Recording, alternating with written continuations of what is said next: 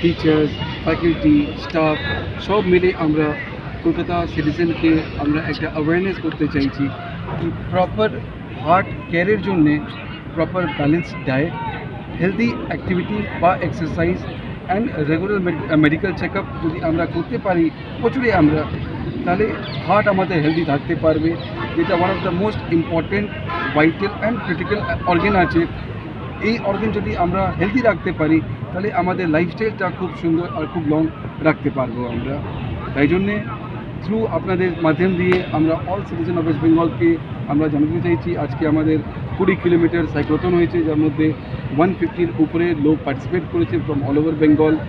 সেটা আমরা ডেমনস্ট্রেট করছি এই কলকাতার মধ্যে আমরা যদি সাইক্লিং মতন একটা সিম্পল এক্সারসাইজ যদি আমরা লাইফস্টাইলে ইনকর্পোরেট করতে পারি তাহলে এটা পলিউশন অ্যান্ড আমাদের জন্যে দুটো জনের উপকারী আছে।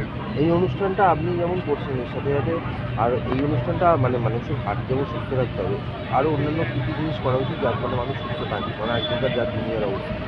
যেভাবে আমি বললাম কি হেলদি লাইফস্টাইল, ব্যালেন্সড ডায়েট, মানে ব্যালেন্সড ডায়েট আমরা কী খাচ্ছি, আমরা কীরকম খাচ্ছি, কী সময় খাচ্ছি, তার সাথে সাথে অ্যাক্টিভিটি, মানে আমরা যদি সকালে বা বিকালে যখন আমাদের খুশি আছে 1 ঘন্টা 40 মিনিট যদি আমরা যে কোনো একটা ফিজিক্যাল কার্ডিও রিলেটেড এক্সারসাইজ যদি আমরা লাইফস্টাইলে ইনকর্পোরেট করতে পারি, তার সাথে খুবই ইম্পর্টেন্ট আছে কি রেগুলার হেলথ চেক আপ করানো, মিনস বছরে 1 বার বা 2 বার যদি আমরা মনিটর করতে পারি আমাদের ব্লাড লেভেল, আমাদের সুগার লেভেল, আমাদের কার্ডিয়াকের পারফরমেন্স লেভেল, তাহলে আমাদের মনিটরিং আর আমরা মেনটেনেন্স দুটোই আমরা হার্টে করতে পারলে আমাদের হার্ট সবসময় একটা ভালো জায়গায় যুক্ত থাকবে। আপনার নাম নাম আর ডেজিগনেশন। আমি Keki Gupta, chairman, JIMS hospital. Thank you sir.